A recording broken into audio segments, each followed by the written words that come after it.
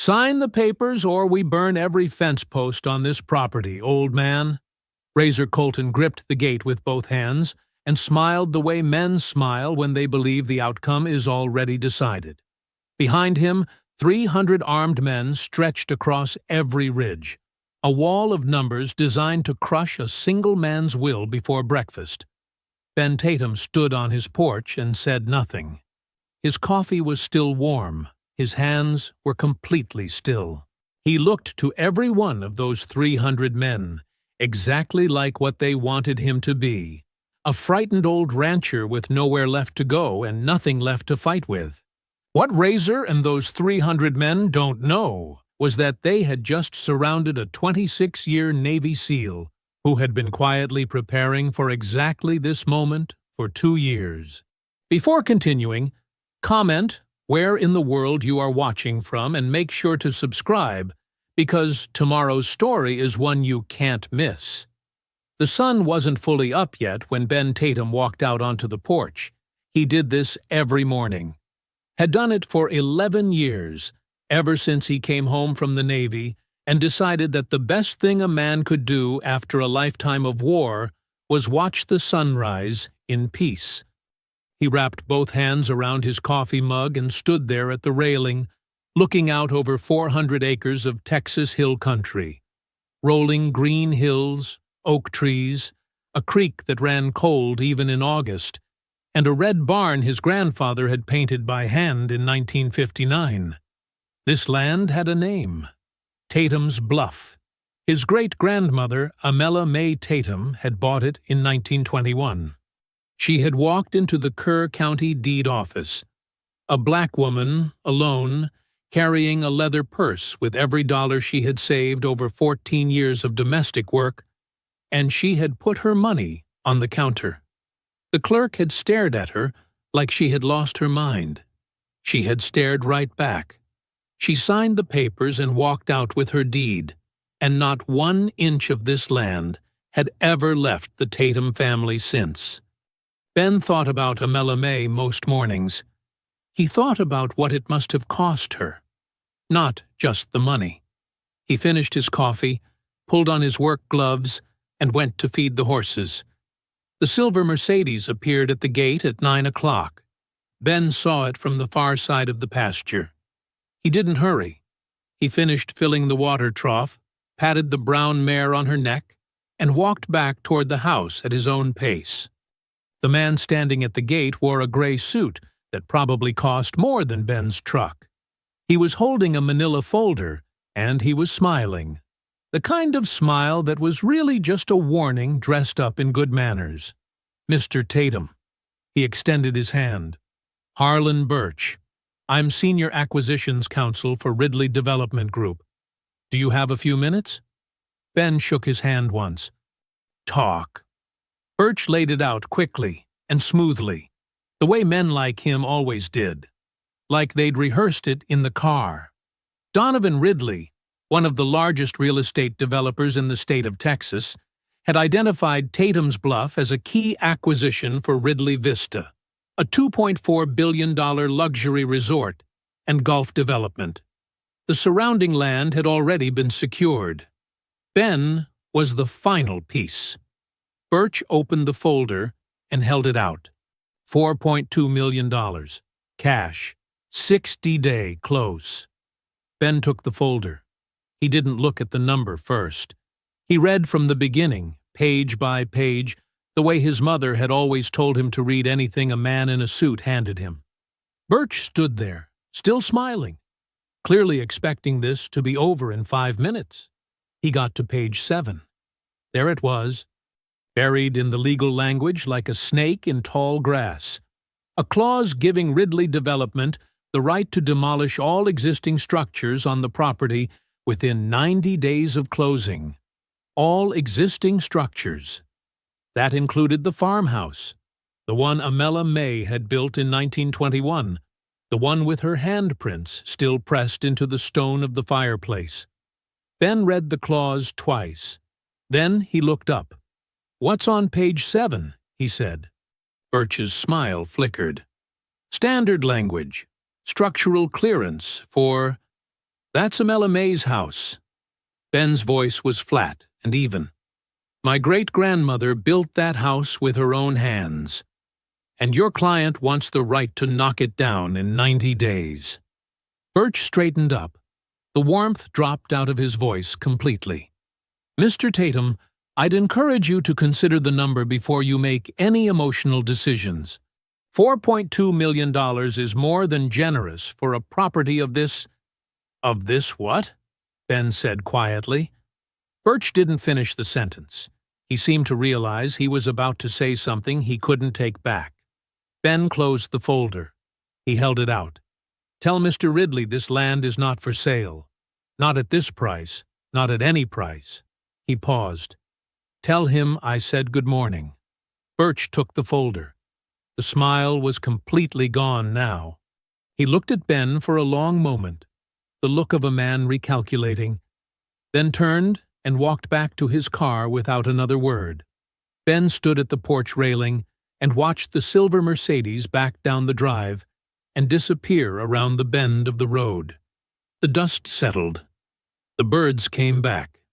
The horses were quiet in the pasture. He put his gloves back on and went back to work.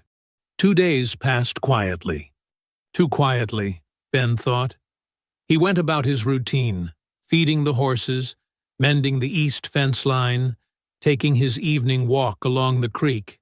He didn't hear from Birch, didn't hear from Ridley Development. Nothing, just silence, and the kind of stillness that made the hair on the back of his neck stand up, because he'd learned a long time ago that silence wasn't always peace. Sometimes silence was just the moment before something hit you. It hit him on a Thursday morning. He walked out to the mailbox at the end of the drive and pulled out 3 envelopes, all official, all government seals, all postmarked the same day.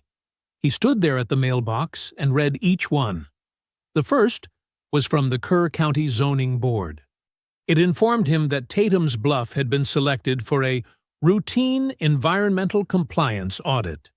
Pending the results, all current land use activities, including his cattle operation, could be subject to a temporary freeze. The letter was written in careful legal language, but the message underneath it was simple. We can shut you down. The second was from the County Water Authority. His water access permit, which had been active and uncontested for 11 years, was now under administrative review.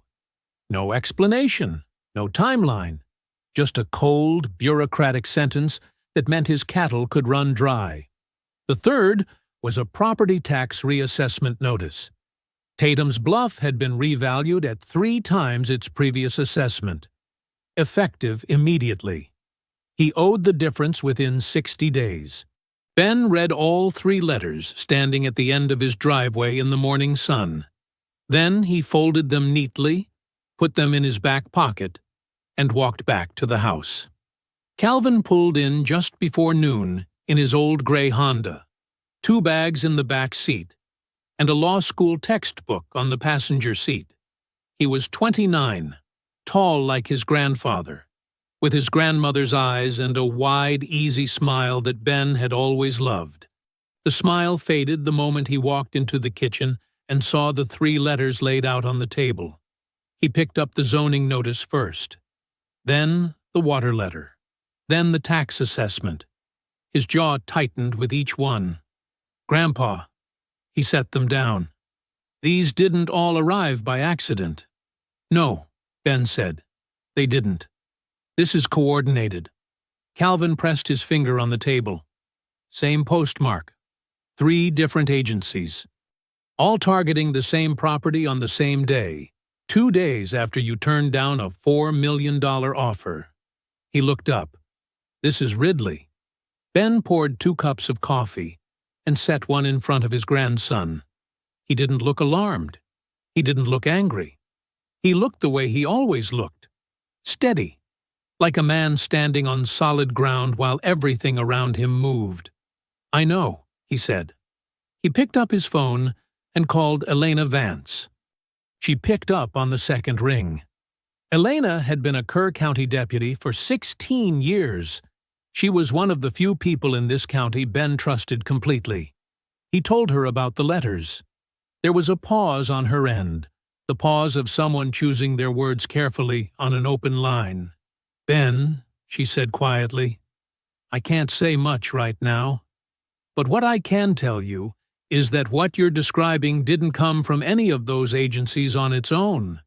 The pressure is coming from somewhere above the sheriff's office." Another pause. "Be careful." She hung up. Ben called Reverend Dorothy May Anson next. She was 71 years old, had lived in this county her whole life, and had seen things that would make younger people give up entirely. She never had. When he described the 3 letters, she didn't hesitate. "Baby, I've seen this exact playbook twice before," she said, her voice sharp and clear as a church bell. "They did it to the Henderson family in 2009, lost their farm in 8 months. Did it to the Morales family before that. They always come with lawyers first, and when the lawyers don't work, they find a legal crowbar." She paused. "You watch yourself, Ben." He thanked her and set the phone down. Calvin was still standing at the table looking at the letters. Outside, the afternoon light was turning gold over the pasture. "What do we do?" Calvin asked. Ben sat down across from him. He looked at the 3 envelopes spread out on Amela May's table, the same table she had sat at, in this same kitchen, in 1921, after a county that didn't want her there told her she didn't belong. He thought about her. "We don't panic," he said. "And we don't move." Ben was up before the sun again. Calvin found him at the kitchen table at 5:30 in the morning, not with coffee this time, but with the phone pressed to his ear and a yellow legal pad in front of him, covered in neat, small handwriting. Calvin stood in the doorway in his socks, sleep still on his face, listening. "Yes," Ben was saying. "The full 40 acres surrounding the structure. That's what we discussed." A pause. "And the registry publication, that goes through today?" Another pause. A single nod. "Thank you, Dr. Whitfield."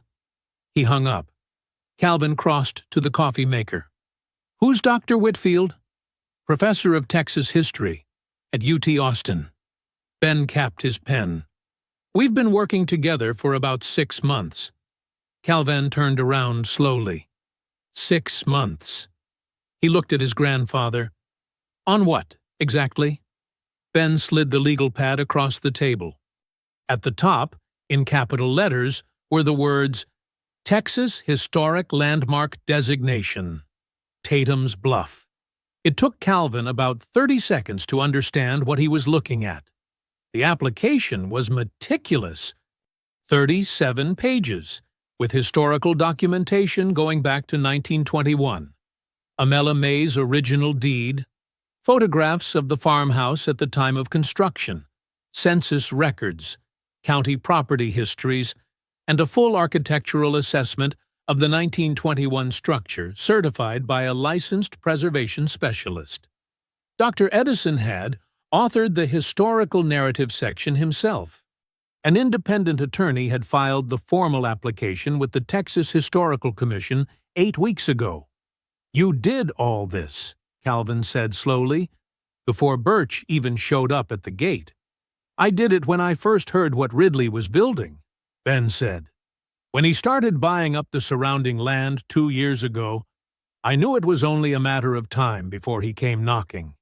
And I knew when he knocked, and I said no, he wouldn't just walk away." He poured his coffee. "So I made sure I had something he couldn't buy and couldn't tear down before he ever got here."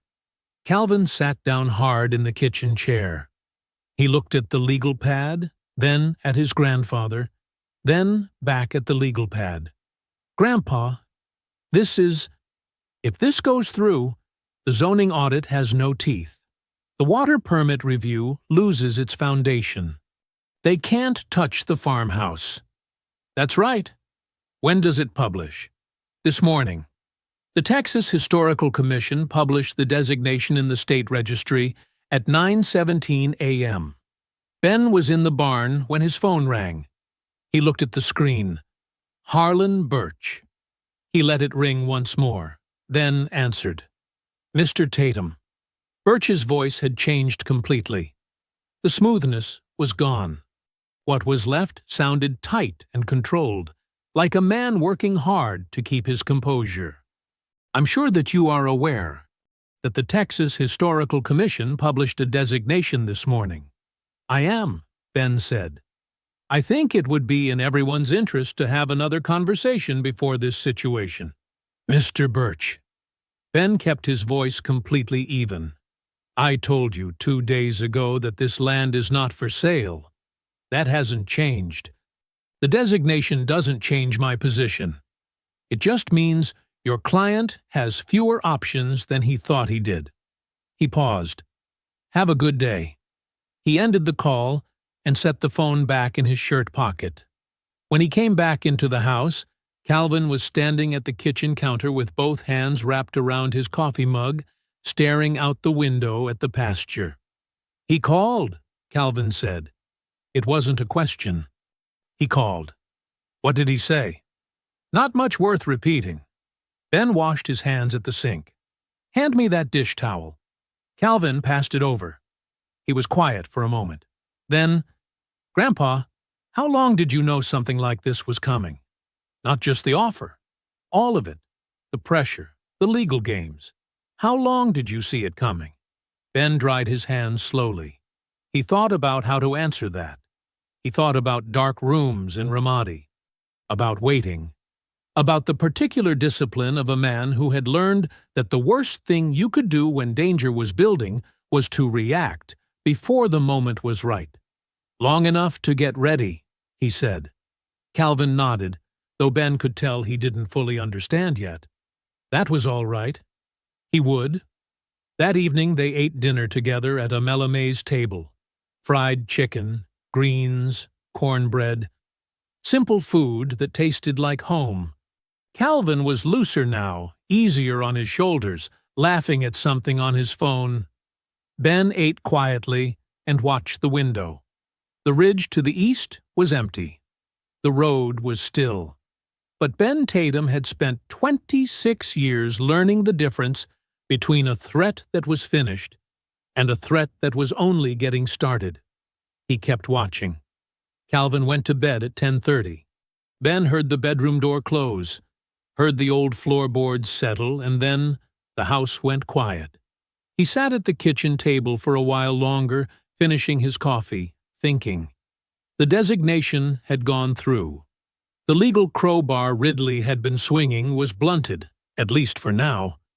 By any reasonable measure, today had been a good day. Ben didn't feel like it had been a good day. He felt the way he used to feel the night before an operation. That low, steady hum in the chest that wasn't quite fear and wasn't quite excitement. It was awareness.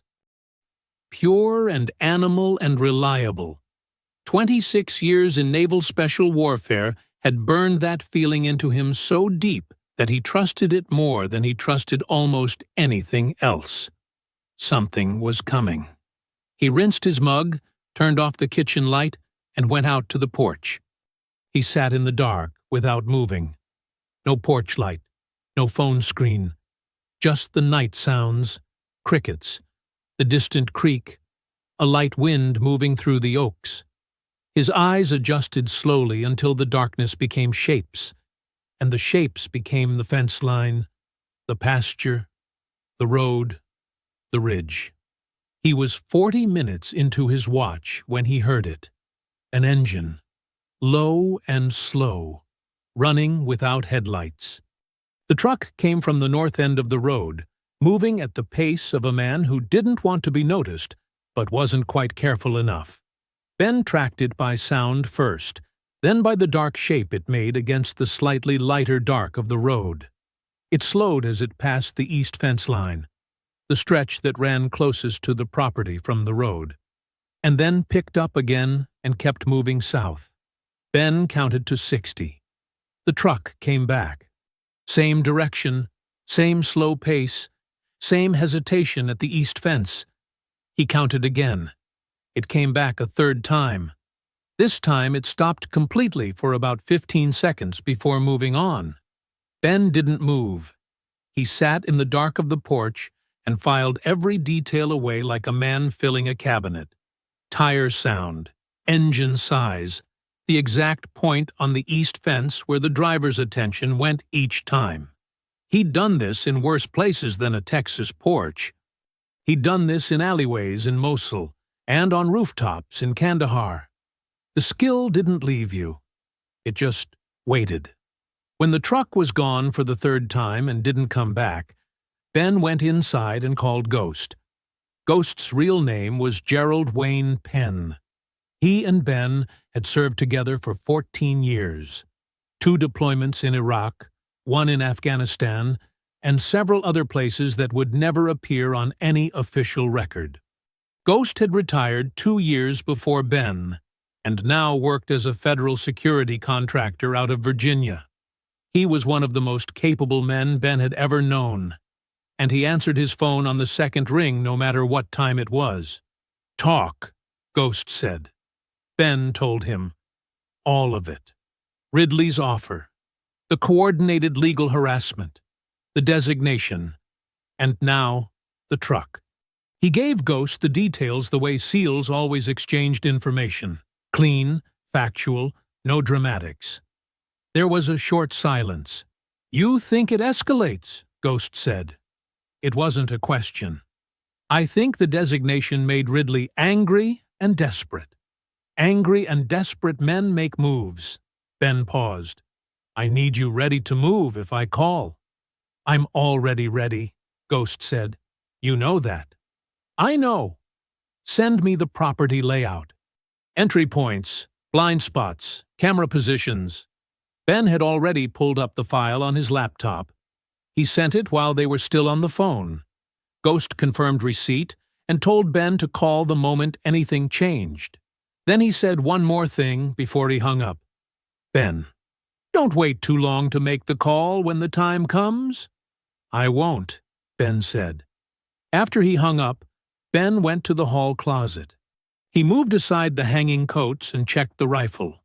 A .308 he'd kept clean and loaded for 11 years without needing it. He checked the scope, the chamber, the safety. All good. He put it back. He checked the 4 exterior cameras on his phone. Front gate, east fence, barn, back pasture. All functioning. Then he went back to the porch and sat down. He stayed until 3 in the morning. The road stayed empty. The ridge stayed dark. But the feeling in his chest, that low, steady hum, didn't go away. He went inside, set his alarm for 5, and placed his phone face up on the table next to a Melamais Bible. He didn't sleep much. He never did the night before things started moving. Ben was outside at 5:15, same as always. The sky was that deep blue-gray color it gets just before the sun decides to show itself. Not dark anymore, but not light either. The kind of morning that makes everything look like a photograph. He had his coffee. He had his gloves folded over the porch railing. He had 11 years of mornings just like this one stored in his memory, like something sacred. He stepped to the edge of the porch and stopped. The eastern ridge was wrong. It took his eyes 2 seconds to confirm what his body already knew. The ridgeline, which every morning of every year held nothing but oak trees and open sky, had a different shape today. Darker, thicker, not trees. People.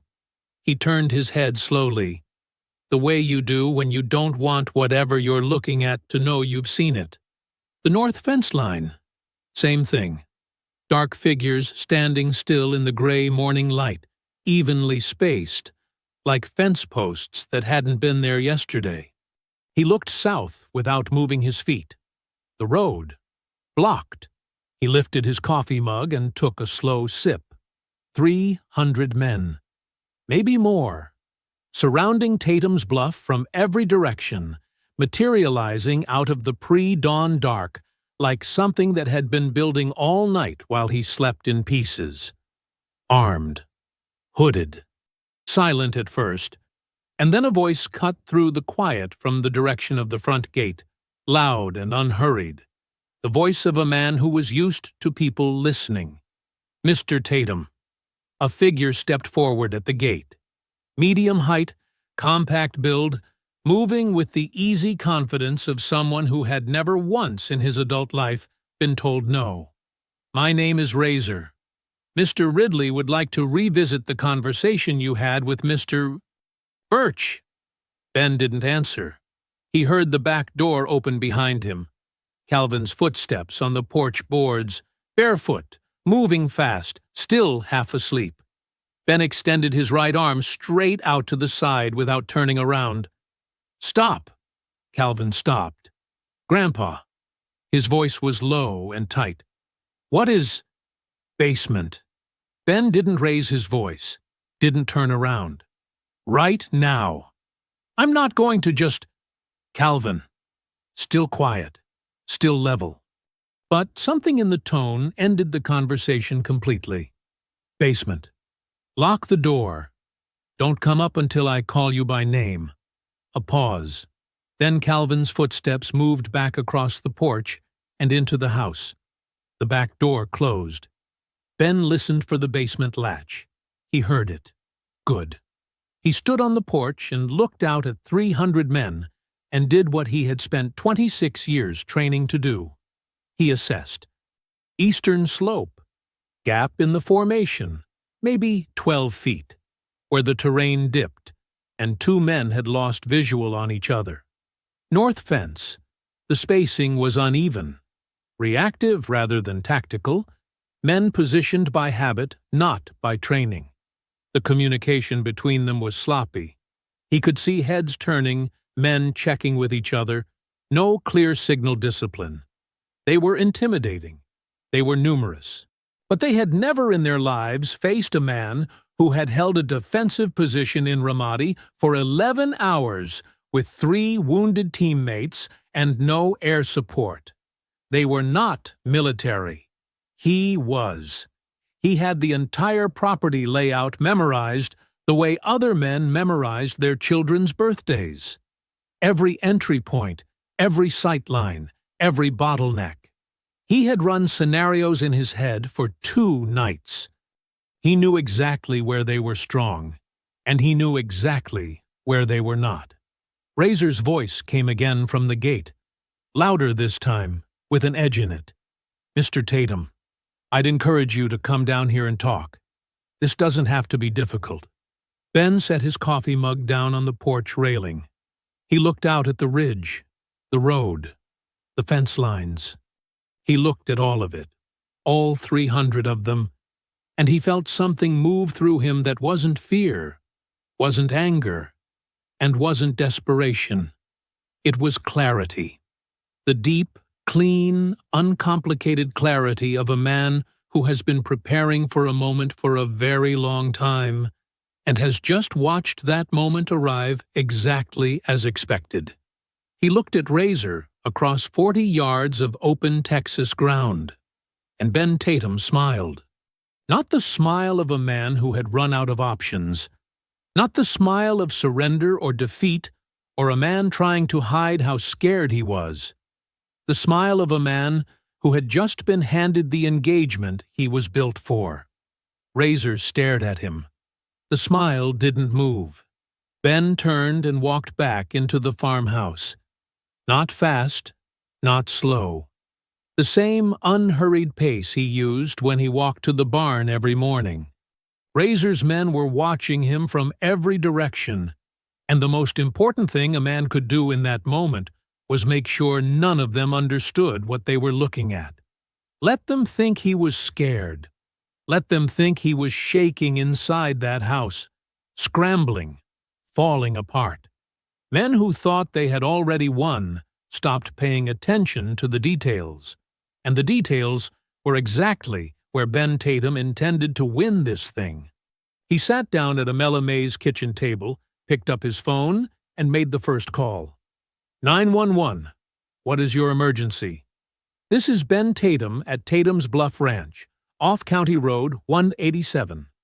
I have approximately 300 armed men surrounding my property. I need law enforcement on site immediately. A pause that lasted just a beat too long. Sir, I have your location. I'm dispatching a unit now. The woman's voice was flat. Professional in the way that people are professional when they've been told exactly what to say. Please be aware that response times in rural areas can be between 45 minutes to an hour. 45 minutes, Ben repeated. To an hour? Yes, sir. He thanked her and hung up. 45 minutes to an hour. For 300 armed men surrounding a private residence. He filed that away. The flatness of her voice, the rehearsed quality of it, the pause before she spoke. That pause told him everything. Somebody had made a call before he did. He dialed Elena Vance. She picked up before the first ring finished. Ben, I know. Her voice was hushed and tight, and there was wind in the background. She was outside. I'm on County Road 187, about a quarter mile from your south gate. I've been here since 4:30. You got a tip? Anonymous. Last night. A pause.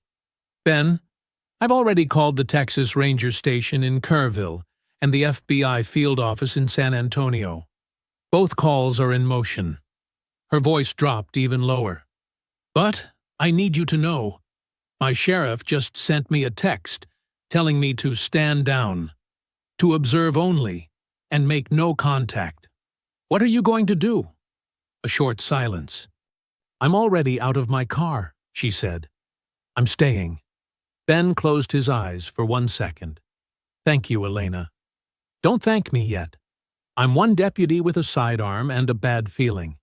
She paused again. Ben, who are these people? How many are we actually talking about? 300, give or take. Iron Spur. Razor Colton is at the gate. He heard her sharp intake of breath. She knew the name. Call me if anything moves, he said, and hung up. Tratiporn, the third call rang twice. Send coordinates, Ghost said.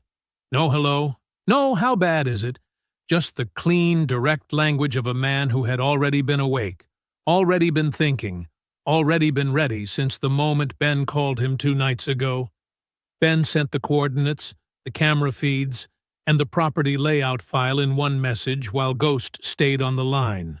I'm looking at it, Ghost said. There was the sound of movement, a door, keys. Eastern Slope has a gap. I know.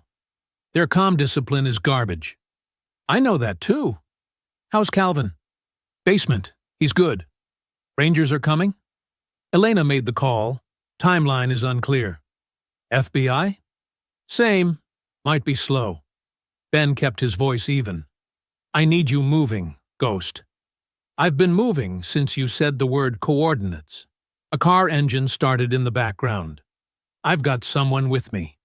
Old friend? He'll want to talk to you when we get there. Don't argue with him about it. Who? Someone you trust, Ghost said. That's all you need right now. The line went dead. Ben set his phone on the table. Outside, Razor's voice drifted through the window again. Louder now, impatient, the politeness completely gone. Mr. Tatum, I'm not a patient man. You've got about 10 minutes before this gets a lot less comfortable for you. Ben looked at the phone. 3 calls, Rangers coming, FBI notified, Ghost moving, 3 wheels turning. He stood up, straightened his shirt, and walked back to the porch. Below his feet, through the floorboards, he could hear Calvin moving in the basement. Working. Good. The boy had his grandfather's instincts, even if he didn't know it yet. Ben put his hands on the porch railing and looked out at Razor's men spread across his land like a stain. He had been in tighter spots than this. He just needed time. The first hour of the standoff was silence, not peaceful silence, the kind of silence that has weight to it, the kind that presses down on everything like a sky before a storm. Razor's men held their positions along the ridge, the road, and the fence lines, and Ben held his position on the porch, and nobody moved, and nobody spoke, and the morning light kept growing stronger, like it didn't know or care what was happening underneath it. Ben counted minutes the way he used to count them on Overwatch. Steady, patient, one at a time. Razor was testing him. That was clear. This whole display, 300 men standing in formation at dawn, wasn't an assault. It was a theater. It was the kind of pressure designed to work on a man's mind before it ever touched his body. The waiting, the watching, the sheer weight of numbers. Razor had done this before, and it had worked before. Because most men, when they looked out at 300 armed people surrounding everything they owned, eventually came off the porch and started negotiating. Ben had stood on a rooftop in Kandahar for 9 hours, waiting for a single target. He could wait. Then Razor got tired of waiting. He gave a signal, one hand low, almost casual, and 2 men at the east fence line moved forward. They had wire cutters. Ben watched them from the porch without moving. They worked slowly and deliberately, making sure he could see every snip. This wasn't practical. The fence being down didn't give them any real tactical advantage. This was a message. We can take what we want. We can destroy what you built. And there is nothing you can do about it. The section of fence came down in about 40 seconds. The 2 men stepped back and looked up at the porch. Ben looked back at them. Then the gunshot cracked across the pasture like something breaking in half. It was a single shot. One of Razor's men on the north ridge, rifle raised. The brown mare, the one Ben had been feeding by hand since she was a foal, the one his late wife had named Sadie, lurched forward and went down in the grass without a sound. The world went very still. Ben stood at the porch railing and felt something move through him that he had no name for. Not grief. Grief was something you felt later, alone, when you had the time for it. Not rage. Rage made you stupid and slow. It was something colder than both of those things. Cleaner. The feeling of a decision being made so deep inside you that it didn't need words. He walked to the porch railing and gripped it with both hands and looked out at Razor across 40 yards of open ground. "You just made a serious mistake," he said. His voice was completely level. No shaking. No heat. Razor smiled. It was a wide, slow smile. The smile of a man who thought he had just watched someone break. He turned to the men on either side of him and said something Ben couldn't hear. They laughed. Others along the fence line laughed too. The easy, contemptuous laughter of people who believed the situation was already decided. They saw a 58-year-old rancher gripping his porch railing. They did not see the after-action report from Ramadi, 2006. They did not see the Silver Star citation, 3 paragraphs of which were still classified. They did not see 11 hours of night fighting with 3 wounded men and ammunition running low, and not one single moment of panic in the man who held the position until dawn. Ben let them laugh. Below the kitchen floor, Calvin had heard the shot. He was sitting on the basement floor with his back against the wall and his laptop open on his knees when the sound came through the ceiling like a fist. He flinched so hard he almost dropped the computer. His heart was slamming. His hands were shaking when he picked up his phone and typed the text. "Grandpa, are you okay?" He stared at the screen. 1 minute? 2 minutes? The 3 dots appeared. Disappeared. Appeared again. "I'm fine. Stay down. Keep working." Calvin exhaled. His hands were still shaking. He pressed them flat against his knees, took 3 slow breaths, and turned back to his laptop. If he couldn't be up there with his grandfather, he was going to find every single piece of ammunition he could from down here. He opened the Ridley Vista Environmental Impact Study and started reading. Calvin had always been good at research. It was the thing his professors noticed first. Not just that he was smart, but that he was thorough. The kind of student who didn't stop at the first answer, but kept pulling threads until the whole picture came apart in his hands. It made him a good law student. Right now, crouched on the basement floor of his grandfather's farmhouse, with 300 armed men standing on the property above him, it might make him something more useful than that. He pulled up the Ridley Vista Environmental Impact Study on his laptop. It was a public document, filed with the county as part of the development approval process and available through the Texas Commission on Environmental Quality's online database. 214 pages, dense with charts, water table measurements, soil composition data, projected runoff calculations. The kind of document most people looked at for 30 seconds before their eyes glazed over. Calvin read it the way Ben had taught him to read anything important. From the beginning. Every page. He was on page 47 when he found the first number that didn't sit right. It was in the aquifer projection table, a set of figures showing the projected annual draw on the local water table from the Ridley Vista Resort once it was fully operational. Golf courses used enormous amounts of water. Everyone knew that. But the number in the study was less than half of what Calvin's basic calculations suggested it should be. Based on the square footage of the planned course and standard industry water use figures he'd learned in an environmental law seminar 2 semesters ago. He stopped, went back, read the footnote. The footnote referenced a 2021 hydrological survey conducted by Ridley Development's own consultants, Meridian Environmental Group. It cited that survey as the basis for the water draw projections. Calvin searched for the Meridian survey in the document. It wasn't there. Referenced but not attached. Not included. He sat with that for a moment. Then he called Dr. Reyes. Dr. Shane Reyes was a professor of environmental science at UT Austin who had testified in 3 major Texas water rights cases and had once described Ridley Development's environmental practices in a published paper as aggressively optimistic. Calvin had taken her groundwater law seminar in his 2nd year. She answered on the 4th ring, her voice sharp and alert despite the early hour. "Calvin, why are you calling me at—" She stopped. "Where are you?" "I'm in my grandfather's basement." He kept his voice low and steady. "Dr. Reyes, I'm looking at the Ridley Vista EIS. The aquifer draw projections are citing a 2021 Meridian hydrological survey that isn't attached to the document.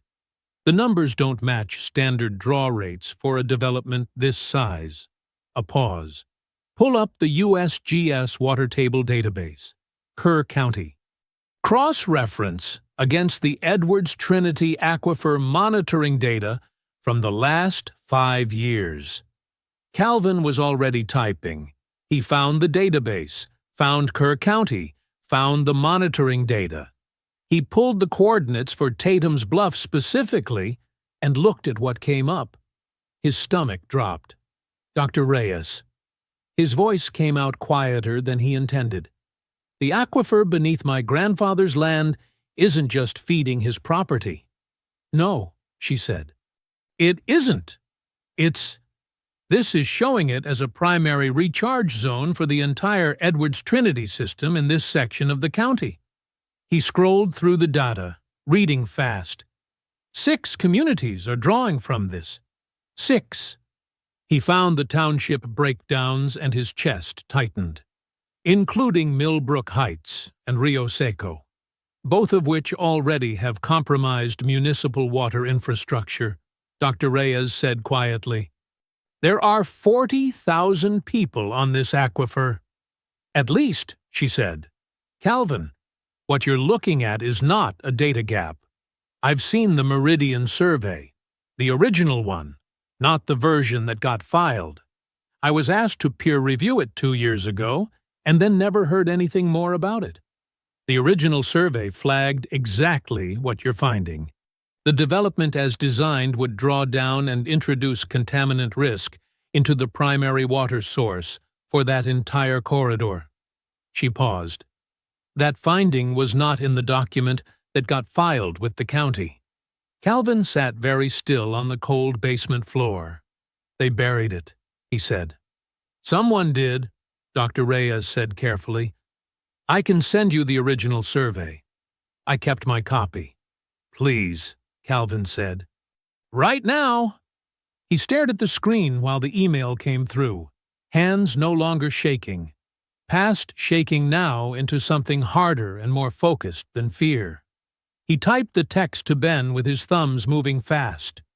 Grandpa, the aquifer, 40,000 people.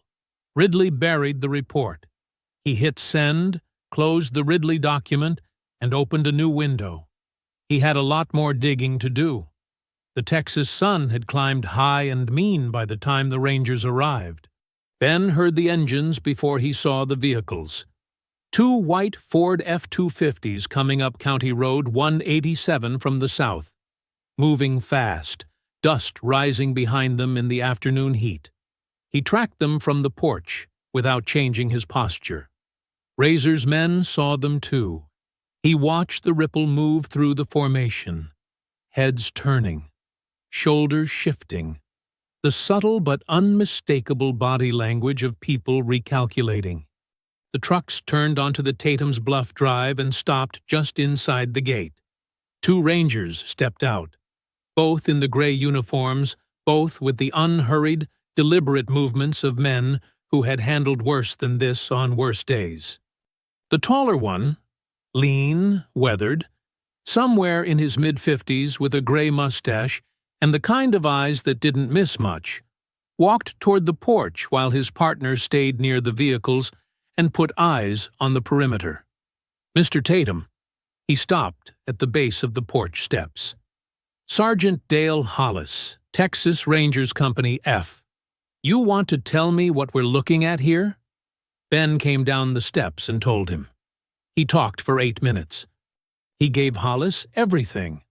The offer, the coordinated legal harassment, the 3 simultaneous notices, the designation, the nighttime surveillance truck, the dawn encirclement, the fence, and Sadie. He described it the way he used to describe hostile situations in mission debriefs, sequential, factual, no embellishment required because the facts were already bad enough. Hollis listened without interrupting once, which Ben appreciated. A man who listened well was a man worth talking to. When Ben finished, Hollis looked out at the ridge line, then at the road, then at the east fence where the section was still down. Iron Spur, he said flatly. Razor Colton at the gate. Hollis's jaw tightened just slightly. I know that name. He looked back at Ben. Mr. Tatum, I believe every word you've told me. I want you to know that. He turned to his partner and gave a nod. What happened next took less than 20 minutes. The Rangers didn't charge anyone, didn't draw weapons, didn't need to. Hollis walked directly to the front gate and spoke to Razor in a voice Ben couldn't fully hear from the porch, but could read by the way Razor's posture changed. The easy confidence drained out of him like water from a tipped glass. He glanced past Hollis toward the 2 Ranger vehicles, toward the radio equipment, toward the cameras, toward the paper trail that Rangers always brought with them. And he made the calculation that men like him always made when the math stopped working in their favor. He gave the signal. That same low, casual hand movement. And just like that, 300 men started disappearing. Not running, not scattering. Just dissolving, peeling off the ridgeline in twos and threes, pulling back from the road, fading into the surrounding terrain with the practiced ease of people who had done this particular vanishing act before. Within 5 minutes, the north fence was clear. Within 10, the ridge was empty. Within 20, the road was open, and the only vehicles on the property belonged to the law. The gate was closed. The pasture was still. Tatum's Bluff was quiet again. Calvin came up from the basement, blinking in the afternoon light. He stood in the kitchen doorway, looked out at the empty ridge, and let out a long, slow breath that sounded like it had been trapped in his chest for 6 hours. Ben came in from the porch. Behind him, Deputy Elena Vance walked up the drive at a fast clip, still holstered, her face carrying the particular expression of someone who had been holding themselves very tightly for a very long time, and was only now beginning to let go. The three of them stood on the porch together, Ben, Calvin, Elena, and for a moment nobody said anything. Sergeant Hollis came up the steps and shook Ben's hand. "I'm going to need a full, formal statement, Mr. Tatum. Everything you told me, on record." "Whatever you need," Ben said. Calvin put his arm around his grandfather's shoulders. He was a full inch taller than Ben, and didn't usually let himself show how much he loved the man. But right now, standing on a Melamay's porch in the afternoon sun, with the ridge clear and the road open, he held on. Elena Vance finally exhaled. Ben looked out over the empty hill line. He didn't exhale. He kept watching. The farmhouse smelled like garlic and onions by 6 o'clock. Ben cooked when he needed to think. It was a habit his late wife Jasmine had always teased him about. The more serious the situation, the more elaborate the meal. Tonight, he was making her mother's smothered chicken, and the fact that he was making it told Calvin everything about how serious things actually were. Calvin sat at the kitchen table with his laptop open, his notes from the aquifer research spread in a neat stack beside it. He had spent the last hour walking Ben through everything. Dr. Reyes's confirmation, the original Meridian survey, the 40,000 people drawing water from the Edwards Trinity recharge zone directly beneath their feet. Ben had listened to all of it without speaking, stirring the pan, his back to the room, absorbing every word. When Calvin finished, Ben had said, "Good work." 2 words. But the way he said them meant considerably more. The chicken was nearly done when Sergeant Hollis called. Ben wiped his hands on a dish towel and answered, "Mr. Tatum." Hollis's voice had something in it now that hadn't been there this afternoon. A careful, almost apologetic quality that made Ben set down the towel and give the call his full attention. "I need to tell you about some developments. I want you to hear this from me directly." "Go ahead." District Attorney Clifford Nelson filed a counter-complaint this afternoon. Hollis paused. "He's characterizing today's incident as an unlawful confrontation initiated by you against, and I want you to know how much I dislike saying this, against Ridley Development's lawfully assembled representatives." The kitchen was very quiet. "Lawfully assembled," Ben said. "I know," Hollis said. "I know exactly what it sounds like. The language is his, not mine. There's no arrest. Nothing is imminent. But it creates a legal cloud that his team will use to slow everything down." Another pause. "There's more. Ridley's attorneys filed a formal challenge to the historic landmark designation this afternoon. Emergency motion. A hearing's been set for 8 a.m. 3 days from now. Judge Elmer's courtroom." Ben knew the name Elmer. Everybody in Kerr County knew that name. "I understand," Ben said. "Thank you for calling me yourself, Sergeant." He hung up and stood at the stove for a moment without moving. Calvin was already looking at him. He had heard enough to know. Ghost called 11 minutes later. "The FBI investigation is stalled," Ghost said. No preamble. Elena's call made it through, but somewhere between San Antonio and Washington, it got flagged for jurisdictional review. "There's a lobbyist, name of Steve Oster, Ridley has him on retainer, who has a relationship with someone in the regional U.S. Attorney's office. The investigation isn't dead, but it's buried in procedural mud." A pause. "We're talking months, Ben, not days." Ben said nothing. "I'm still moving," Ghost said. "That hasn't changed." "I know," Ben said. "Keep moving." He ended the call and turned off the stove. Nobody was going to eat smothered chicken tonight. Calvin found the news broadcast. He turned the laptop screen toward Ben without saying anything first, because there were no words that would have adequately prepared him for what was on it. A local news anchor, bright studio lights, sympathetic expression. A segment titled Ridley Vista, Progress or Provocation. And then Ben's face on the screen. His property records photo, stiff and unflattering, alongside polished aerial renderings of the proposed resort, while a voiceover described a promising regional development facing resistance from an armed agitator who threatened peaceful business negotiations. His name, his property, his face, reframed completely, inverted. The man who had been surrounded on his own land by 300 armed men was now the aggressor in a story written entirely by the people who sent those men. Ben watched the full segment without speaking.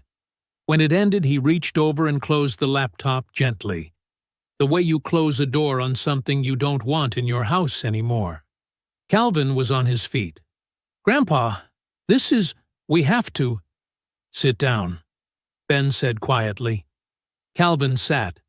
Ben pulled out a chair and sat across from his grandson at Amela May's kitchen table. The same table she had sat at in 1921, in a county that didn't want her, after a deed office clerk had stared at her like she had lost her mind. She had put her money on the counter anyway. She had signed anyway. She had stayed anyway. Ben looked at Calvin. "They want a fight in the courts and the press," he said. "Good." He folded his hands on the table. "That's where I was always going to win." Ben didn't sleep that night. He didn't try to. He made a fresh pot of coffee, pulled every document he had from the locked filing cabinet in the bedroom, 11 years of careful, methodical record-keeping, and spread it all across Amela May's kitchen table. Letters, legal filings, campaign finance records he'd printed from public databases, photographs, dates, names. Every communication from Ridley's office since the first approach 2 years ago, organized chronologically in a series of manila folders with handwritten tabs. Calvin came back downstairs at 9, took one look at the table, and sat down without being asked. Elena Vance knocked on the door at 9:30, still in her uniform, technically off-duty, but carrying herself like a woman who hadn't decided to stop working yet.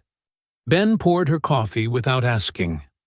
Reverend Dorothy May Anson arrived at 10 with a covered dish of cornbread and her leather address book, the one she'd been filling since 1974, thick as a Bible and twice as well used. She set both on the counter, looked at the table covered in documents, and nodded once like she had been expecting exactly this. "All right," she said, settling into a chair. "Let's get to work." Ben stood at the head of the table and laid it out. "We have 4 moves," he said. "Each one matters. Together there's something Ridley can't contain." He held up one finger. "Calvin's aquifer data, Dr. Reyes's original Meridian survey, the USGS cross-reference, all of it, goes to 3 national journalists tonight. Not local, national." He looked at Calvin. Ghost has contacts at a Washington investigative desk, a Houston environmental reporter who broke the Midland water story in 2019, and a New York outlet that covered the Flint crisis. All three are serious people. He set a printed list on the table. This isn't a local story about a land dispute. This is a federal story about a billionaire who knowingly planned to poison the water supply of 40,000 people, a majority of them Black and Latino. That story runs itself. Calvin was already pulling up his files. Ben held up a second finger. Everything in these folders, every letter from Ridley's office, every legal filing, every notice, cross-referenced against these. He laid down 3 pages of printed campaign finance records, each line highlighted in yellow. County D.A. Clifford Nelson, Judge Barry Elmer, 3 of 5 Kerr County Zoning Board members, all with documented financial connections to Ridley Development Group or its subsidiaries, all a matter of public record for anyone willing to spend 2 weeks pulling the filings. This goes to the Texas Rangers Public Integrity Unit, Ben said. Not the county, not Nelson. State level, directly to the unit commander in Austin, tonight. Elena, I need your help getting it to the right hands. Elena was already writing a name and number on the back of a napkin. I know exactly who to call, she said. Third finger. Ben turned to Reverend Dorothy May. 12 families, he said. She opened her address book. Over the next 40 minutes, she walked the table through 12 separate cases, 12 families across Kerr County, and 2 neighboring counties who had faced coordinated legal and financial pressure from Ridley Development over the past decade. Lost permits, manipulated assessments, zoning changes that appeared from nowhere. 3 families who ultimately sold under duress. All documented. All with records. All, when Reverend Dorothy May called them tonight, willing to go on the record for the first time. They've been waiting for someone to go first, she said quietly. Ben, you're going first. The 4th move Ben saved for last. He told them about the recording. 2 years ago, during a separate water rights dispute involving a neighboring property, a Ridley Development senior executive named Warren Alders had a phone conversation with a Kerr County official that Ben's attorney had legally obtained through a discovery process that was later settled privately. On that recording, Alders discussed using what he called community pressure to move holdout landowners off targeted properties. The language was careful, but it wasn't careful enough. Ben had held it for 2 years, waiting for the right moment. That moment, he said, is 7 a.m. tomorrow morning. The table was quiet for a beat. Then Elena said, You built all of this before any of it started. Ben sat down. He picked up his coffee. I built it when I saw what was coming. I've been in situations where the only ammunition I had left was what I'd prepared before the shooting started. He looked around the table, at Calvin, at Elena, at Reverend Dorothy May's steady, knowing eyes. You prepare. You wait. And then, when the time comes, you don't hesitate. They worked until 3 in the morning. Amela May's table, covered in documents, 4 people bent over it by lamplight, building something Donovan Ridley had no idea was coming.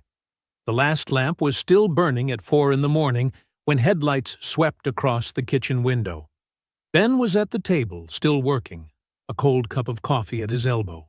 Calvin had fallen asleep in his chair an hour ago, head resting on his folded arms, laptop still open beside him. Elena was on the couch with her notepad on her chest, eyes closed. Reverend Dorothy May had gone home at midnight after making 11 of her 12 calls. Every single one of them answered. Every single one of them, yes. Ben watched the headlights through the window without moving. One vehicle, moving at a steady pace up the drive, no hesitation. He knew the way Ghost drove. purposeful, no wasted motion, the same way he did everything. He stood up, rolled his shoulders, and went to the door. Ghost was exactly as Ben remembered him. 54 years old, built like a man who had never once in his life stopped training, with close-cropped gray hair and the particular stillness of someone who had learned long ago that calm was its own kind of weapon. He stepped out of the passenger side of the truck and gripped Ben's hand in both of his. "You look terrible," Ghost said. "You drove through the night," Ben said. "You look worse." Ghost almost smiled. He stepped aside. The man who came around from the driver's side was tall, 6'2" at least, with a clean-shaved head, broad shoulders, and a dark suit that looked like it had been pressed despite the all-night drive. He moved with the deliberate, unhurried confidence of someone who had walked into difficult rooms his entire professional life, and had never once walked out of one without winning. Lieutenant Commander Max Fieldson, United States Navy, retired. He extended his hand. "Ben, it's been too long." Ben shook it. For a moment, the two men just looked at each other. The particular look shared between people who have been through something together that can't be adequately explained to anyone who wasn't there. "You didn't have to drive all night," Ben said. "Yes, I did," Fieldson said simply. He looked out at the dark farmhouse, the porch, the pasture beyond it. "This is a Melamaze land." "It is?" Fieldson nodded like that settled something. "Then let's make sure it stays that way." Calvin woke up to the sound of voices and came into the kitchen to find two men he had never seen before sitting at the table with his grandfather, a fresh pot of coffee between them and Ghost's hard drive open on the laptop screen. Ben introduced them. Calvin shook both hands. When Ben explained who Fieldson was, civil rights attorney, former SEAL on quiet retainer for 8 months, Calvin stood very still for a moment. 8 months, Calvin said. He looked at his grandfather. "You had a civil rights attorney on retainer for 8 months and didn't tell anyone." "I told Ghost," Ben said. Ghost raised his coffee mug without looking up from the screen. Calvin sat down slowly, the particular expression of a law student who has just realized he has been watching a master class without knowing it. Fieldson worked fast. He moved through Calvin's aquifer documentation first, the Meridian Survey comparison, Dr. Reyes's confirmation, the USGS data, reading with the focused speed of a man who processed complex material for a living. He asked 3 precise questions, got 3 precise answers from Calvin, and moved on. He reviewed Ben's campaign finance cross-references, the coordination evidence, the 12 family testimonies Reverend Dorothy May had collected. He listened to 30 seconds of Warren Alders's recorded conversation with the county official and set the phone down on the table. "This is a federal case," he said. "Civil rights violations, environmental fraud, coordinated coercion. We filed today." By 6 in the morning, Fieldson was on the phone with 3 national journalists. Ghost had confirmed their credentials and their editorial independence 2 days ago.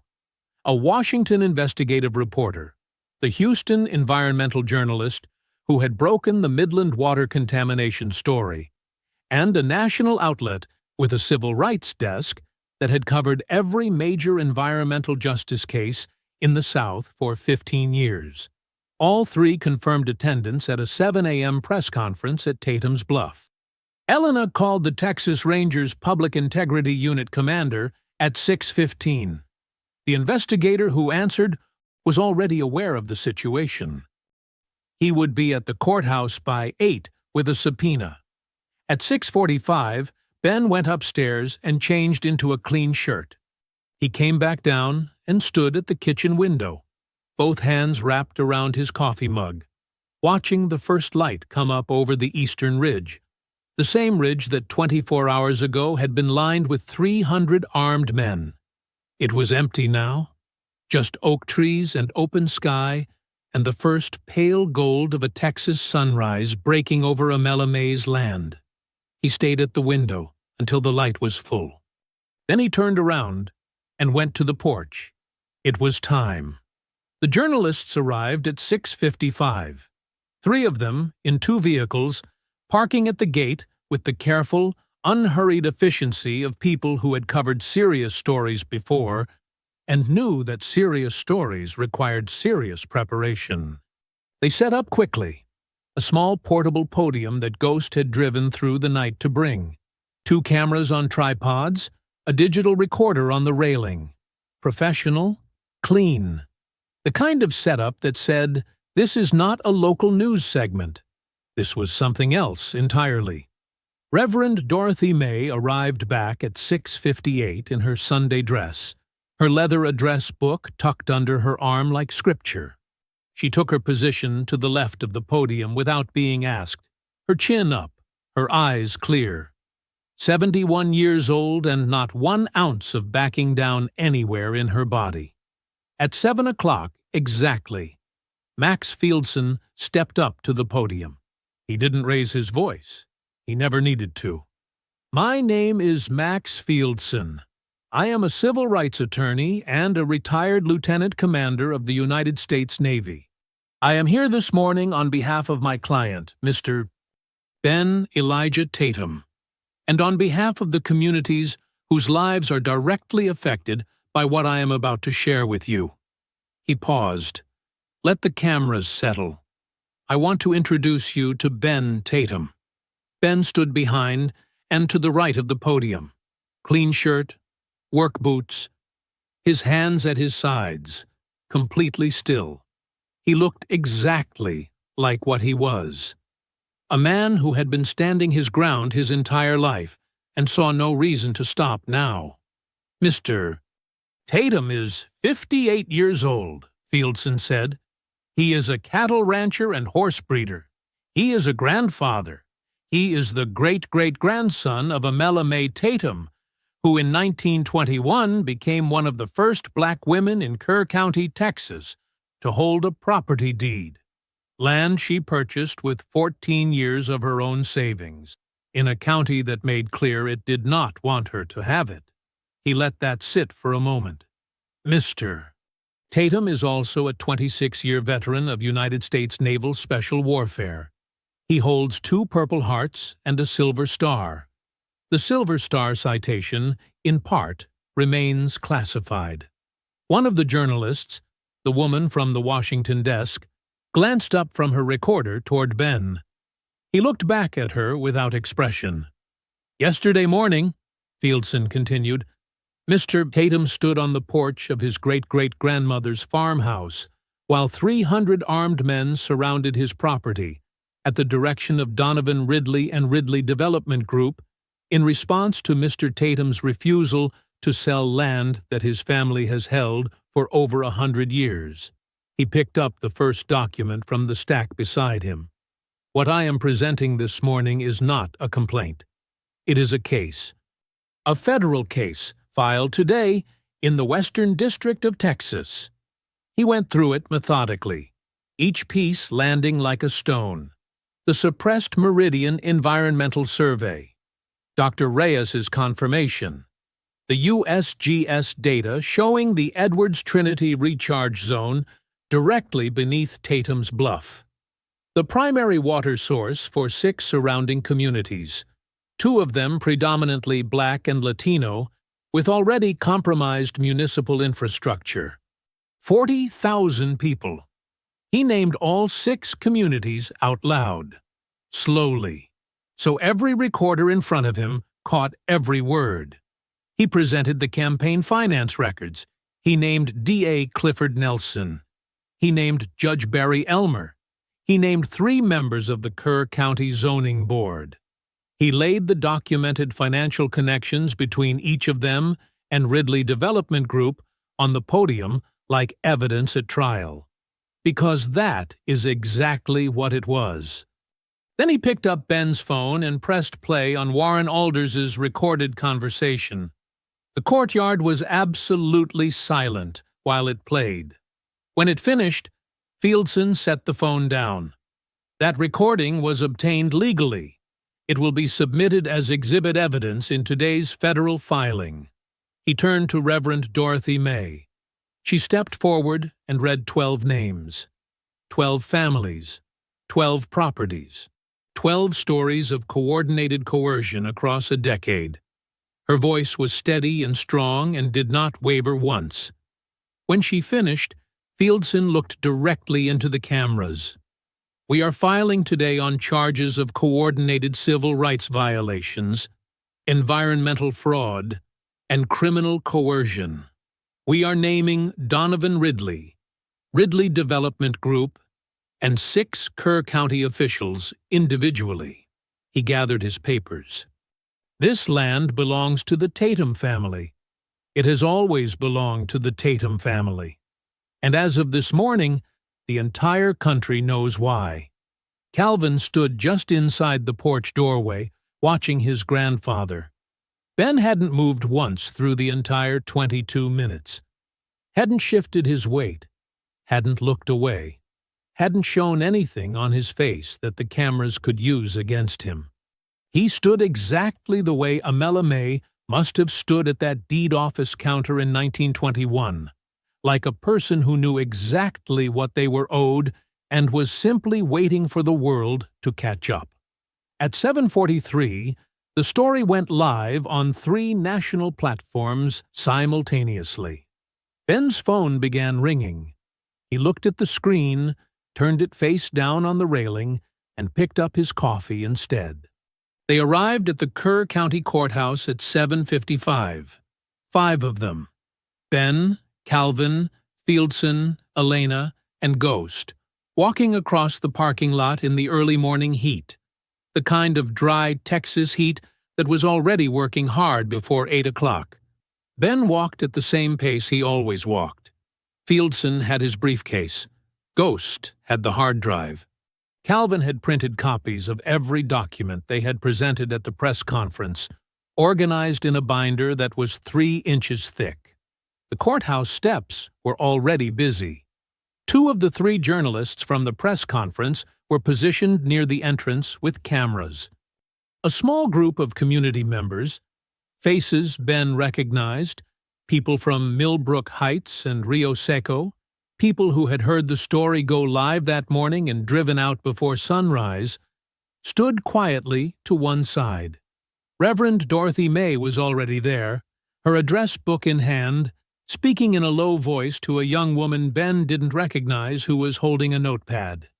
And at the bottom of the steps, standing apart from everyone else with his phone pressed to his ear and his face the color of old chalk, was Harlan Birch. He saw Ben. He looked away first. Courtroom B was smaller than it sounded. 20 rows of dark wood benches, a low ceiling, fluorescent lights that buzzed faintly and turned everything slightly yellow. The Ridley legal team was already at the plaintiff's table. 4 attorneys in expensive suits, the kind of legal firepower you assembled when you expected to win easily.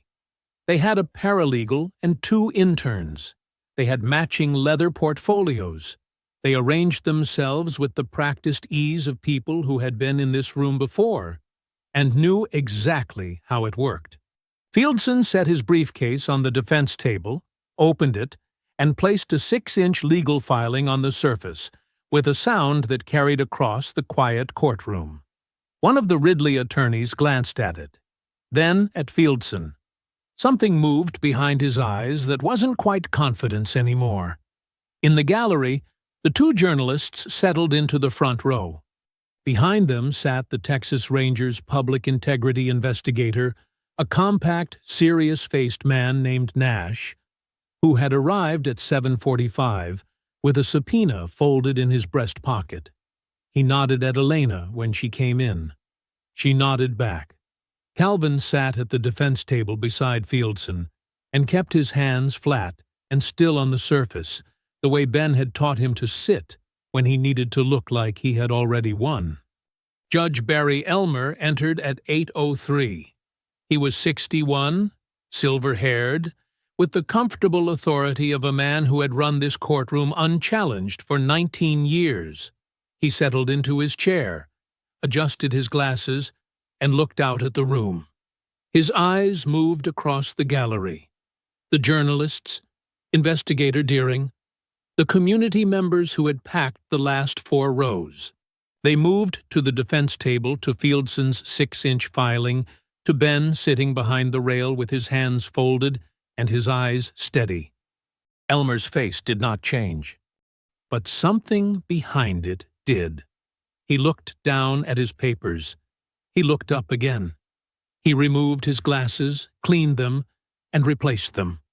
A small gesture, a thinking gesture, the gesture of a man running rapid calculations that weren't going well for him. He leaned toward his clerk and exchanged 4 quiet words. The clerk nodded and left through the side door. At 8:11, Judge Barry Elmer cleared his throat. "Before these proceedings commence," he said carefully, "I am recusing myself from this matter, effective immediately, citing an appearance of potential conflict of interest. This case will be reassigned." The Ridley attorneys went very still. One of them started to rise. "Your Honor, we would respectfully object—" "Counsel!" Elmer's voice was flat. "Sit down." The attorney sat down. The substitute judge, the Honorable Sasha Morrison, brought in from Kendall County, with no financial ties to Ridley Development or anyone connected to it, took her seat at 9:15. She reviewed the historic landmark designation documentation for 40 minutes. She listened to Fieldson's argument for 11 minutes. She asked 4 specific questions, 2 to Fieldson, 2 to the Ridley team, and received 4 answers, 2 of which satisfied her and 2 of which clearly did not. At 10:22, she sustained the designation. Tatum's Bluff, all 400 acres, permanently protected under the Texas Historic Landmark Statute. The Ridley legal team gathered their matching leather portfolios in silence. They exited the courtroom without speaking to the press. Birch, waiting in the hallway, fell into step beside the lead attorney. Ben watched them through the courtroom window as they crossed the parking lot. On the courthouse steps, journalists called Ben's name from 3 directions at once. He stopped on the top step and looked out at them. Cameras up, recorders extended. The small crowd of community members from Millbrook Heights and Rio Seco, watching from the side, some of them with their hands pressed together, some of them with tears on their faces that they weren't bothering to wipe away.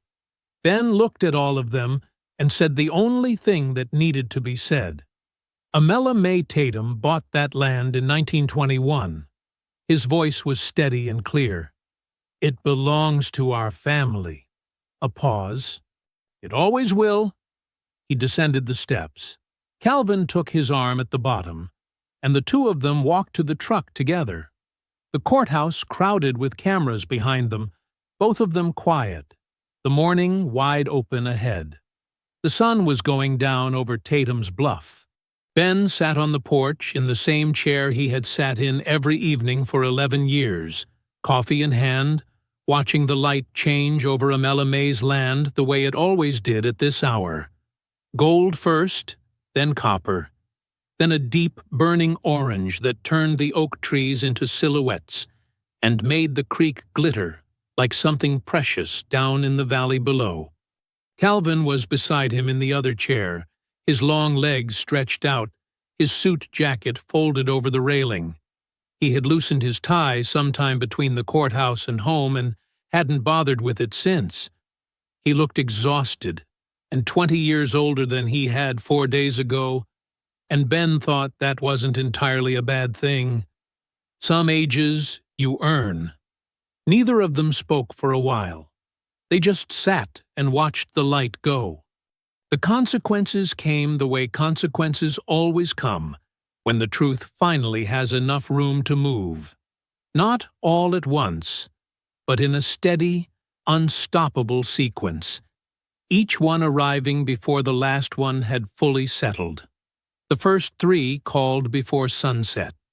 3 Ridley Vista institutional investors, 2 real estate funds and a Texas-based private equity group, issued identical statements within hours of each other, announcing the suspension of their commitments pending comprehensive due diligence review.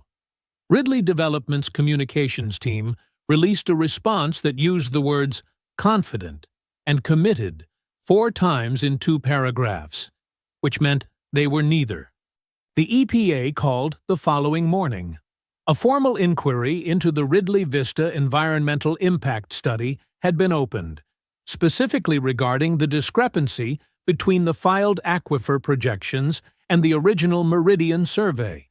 Dr. Reyes had submitted her documentation voluntarily and on record. The inquiry was not a suggestion. It had teeth. By the end of the week, the Texas Attorney General announced a state investigation into Ridley Development Group's conduct in Kerr County and 2 neighboring counties, covering a decade of land acquisition practices.